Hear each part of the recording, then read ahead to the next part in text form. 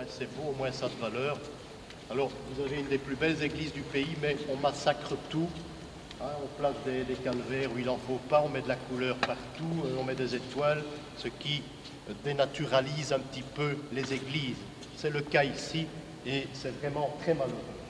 La remarque devrait être faite aux doyens, parce que c'est défigurer un des plus beaux monuments du pays.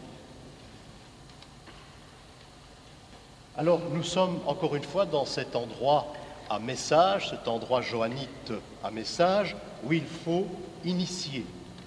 Vous verrez tout à l'heure ici un endroit qui est réservé uniquement aux initiés, mais celui qui entre dans cette église et qui a un minimum de connaissances, eh bien, il se pose des questions ici dans le centre de cette nef, pour la bonne raison qu'il y a au-dessus de vous 4 personnages.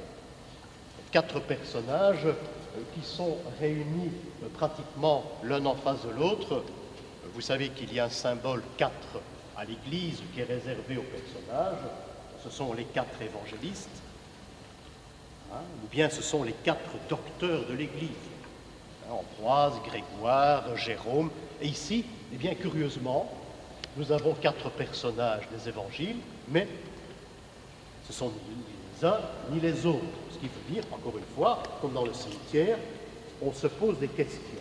Eh bien, il faut partir dans l'initiation du profane, c'est-à-dire celui qui ne sait rien, celui qui touche la terre et qui n'a pas encore accès vers les supérieurs inconnus, vers le ciel.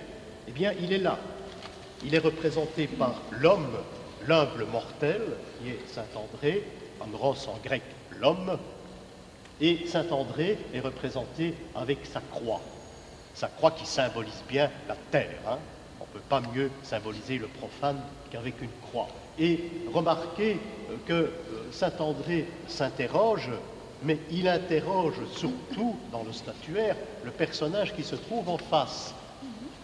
Et le personnage qui se trouve en face, c'est Saint Jacques. C'est Saint Jacques qui va, l'apôtre Saint Jacques, qui donne les voies d'accès. C'est lui qui envoie marcher le célèbre pèlerinage vers Compostelle, vous le connaissez. C'est-à-dire qu'il invite l'homme à partir à la découverte de la connaissance, mais par la marche. Saint Jacques ne regarde pas l'homme, mais il regarde l'apôtre Pierre qui se trouve de l'autre côté. Et remarquez, l'apôtre Pierre, c'est celui qui donne les solutions. Il donne les solutions parce qu'il a les clés, c'est-à-dire qu'il ouvre les portes sur terre, mais ici, dans ce cas, c'est le ciel, puisqu'il s'agit de l'initiation. Il ne regarde ni l'homme, ni Saint Jacques, il regarde la solution. Et la solution, dans le cadre de Soigny, c'est la solution johannite. Il montre bien sûr de ses clés Saint Jean, qui se trouve de l'autre côté. Voilà la voie pour accéder à l'initiation johannite ici, à Soigny, ailleurs aussi. Mais ici, c'est un cas exceptionnel, c'est que cette voie, on l'a plus comprise depuis bien longtemps, elle n'est plus d'actualité, mais ici, on n'a rien démoli, elle existe. Tout le cimetière était fait de cette façon-là, avec d'autres messages. Ça devait être très intéressant il y a un siècle. Alors regardez les attributs de Saint Jean. Nous allons nous approcher de plus près, si vous voulez bien. Et nous allons aller dans le chœur ensuite. Voilà la représentation de Saint Jean, qui est représentée avec son attribut qui est le calice et le serpent qui en sort, ce qui veut dire que la connaissance est bonne et nuisible pour certains qui en abusent. Et puis l'aigle à ses pieds. L'aigle qui est le seul animal qui peut regarder le soleil sans fermer les yeux. Alors ici, vous avez vraiment toute cette symbolique pour arriver à la perfection, à la connaissance. Nous allons voir la chapelle. J'espère qu'elle n'a pas été massacrée. Saint? Oui, c'est pas ça. Hein. Nous sommes dans le Saint des Saints. Cette chapelle était ouverte aux initiés. On ne sait pas ce qui s'est dit là, certainement beaucoup de choses, des choses assez exceptionnelles. Pourquoi la chapelle des initiés? Eh bien, c'est très simple, regardez l'entrée. Vous avez 2 représentations d'anges, et ce sont des anges musiciens. Les anges tiennent un instrument ancien qui est du 18e, c'est un salmoé, corne et salmoé là-bas, mais je vois qu'on a démoli un petit morceau, on démolit tout, on flanque des trucs comme ça et on démolit, c'est très triste l'Église à l'heure actuelle. Donc ce sont des anges musiciens, ils connaissent les 7 notes, 7 est le symbole de la progression vers la connaissance, tous les chiffres 7 sont parlants, ils connaissent les 7 notes de la musique, c'est pour ça qu'il y a 7 notes dans la musique. Hein. Ils connaissent les 7 notes, ils sont initiés et on vous invite à vous rendre dans cette chapelle, où il n'y a plus rien qu'une belle petite chapelle gothique, mais c'est là qu'on se réunissait, qui, les supérieurs inconnus, probablement. Ceux qui connaissent la musique. Entre autres.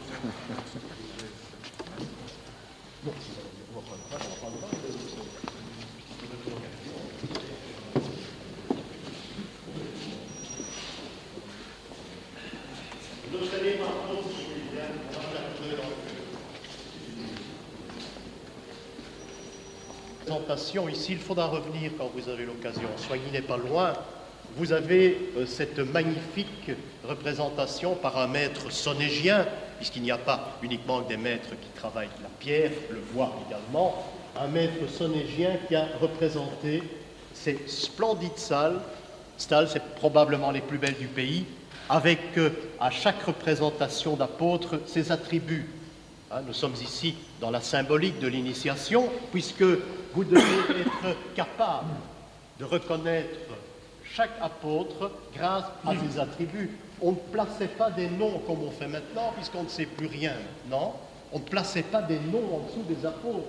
Approchez-vous, on ne va pas les faire tous, bien sûr, mais vous avez à chaque fois soit l'instrument de son supplice, soit un autre attribut qui le concerne. Vous avez Saint Simon qui se trouve là, avec sa scie, parce que Simon travaillait de la scie, et vous avez chaque fois ce symbole qui est bien particulier à l'apôtre. Il n'y a donc pas de nom, il faut savoir. Tout le monde ne savait pas, bien sûr.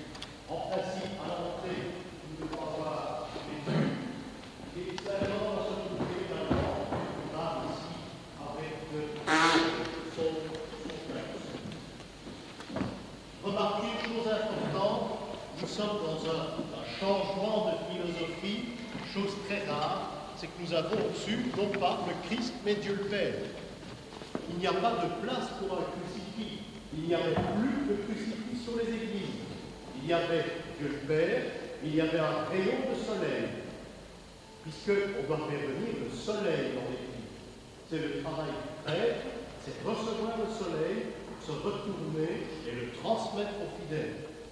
Maintenant, comme l'Église ne comprend plus rien, bien le curé se prend pour le soleil et charge les fidèles.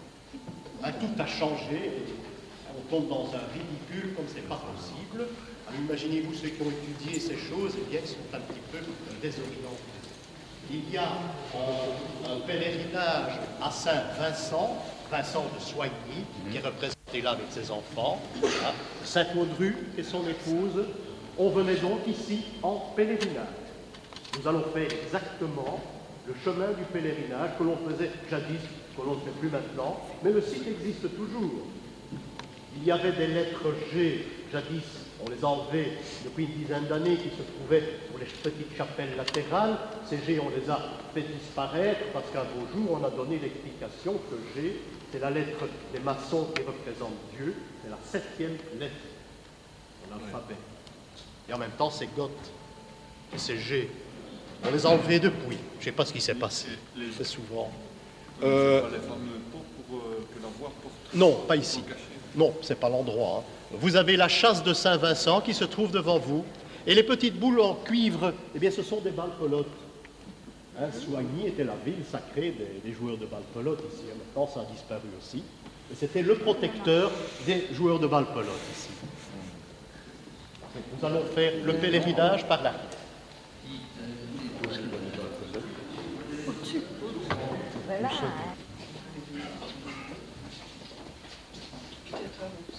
Oui, vous avancez un peu par ici, comme ça.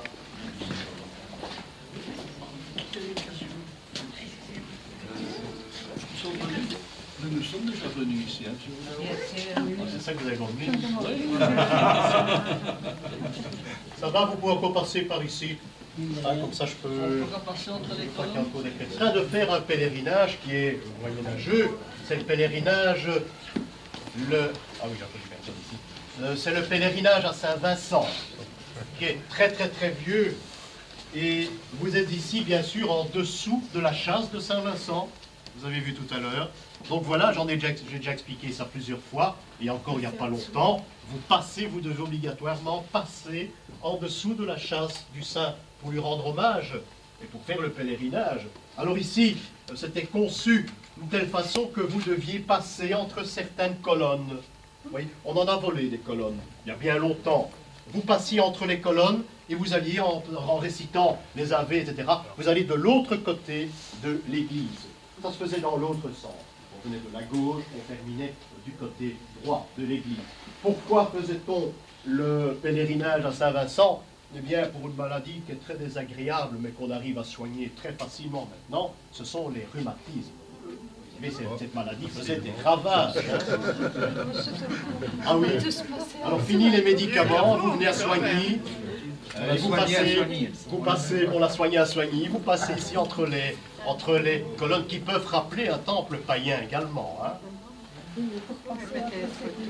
Rappelez-vous ce que j'ai démontré déjà, si vous vous souvenez de mon explication de l'église Saint-Géry à Bruxelles, vous aviez un tunnel en dessous du cœur de l'église où le charroi passait, etc. Eh bien, c'est exactement ce que nous faisons ici. Si vous passez en vélo d'un côté de Soigny, vous allez de l'autre côté, vous rendez automatiquement hommage au saint. Alors, j'ai pensé ça il n'y a pas tellement longtemps, c'est de rendre hommage à un saint ou pas. Est-ce qu'à la limite, on ne vous forçait pas à adhérer à ce système? Et j'ai pensé à cela il n'y a pas longtemps. Je voyais une photo des Invalides à Paris et l'intérieur. Et je voyais un film le même jour qui reproduisait Hitler aux Invalides. Hitler qui saluait personne. Eh bien, approchez-vous des Invalides. Entrez dans les Invalides. Prenez le balcon où se trouve Bonaparte. Eh bien, automatiquement, vous saluez l'empereur. Vous ne pouvez pas faire autrement. Baissez la tête et vous le saluez en regardant son tombeau. Et c'est fait pour. Quel tricheur. Est-ce que nous n'avons pas le même système qui date d'une autre époque ici? Il faut s'interroger. Je me suis posé cette question.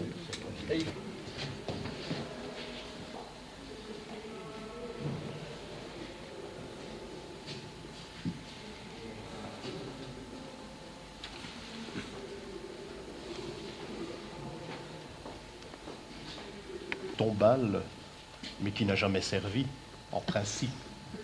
Je dirais même qu'elle sort de la fabrique. Et c'est la tombe d'un chanoine qui est représentée. Nous étions dans un chapitre de chanoine. La pierre est représentée avec son saint patron qui est Saint Nicolas, qui prend toute la tombe. Alors comme c'est une pierre tombale gothique qui n'a pas servi, eh bien elle se trouve derrière ce chanfrein de porte. Elle est là, elle est neuve. Il n'y a qu'ici, je pense, c'est le seul exemple que j'ai rencontré où on a une pierre tombale gothique qui est pratiquement neuve. Vous passez à tour de rôle, je vous attends là-bas. Remarquez aussi, vous passez à tour de rôle, il faut voir cette tombe, elle est très belle. Remarquez aussi un symbole caractéristique du Golgotha, les 12 tribus d'Israël qui sont représentées par 12 diamants qui se trouvent là-bas, à côté du Christ. 12 tribus d'Israël sont représentées là, et le crâne du Golgotha, qui est le crâne de Adam, le premier homme. Voilà, j'avais 12 tribus. Ça, je vous attends immédiatement.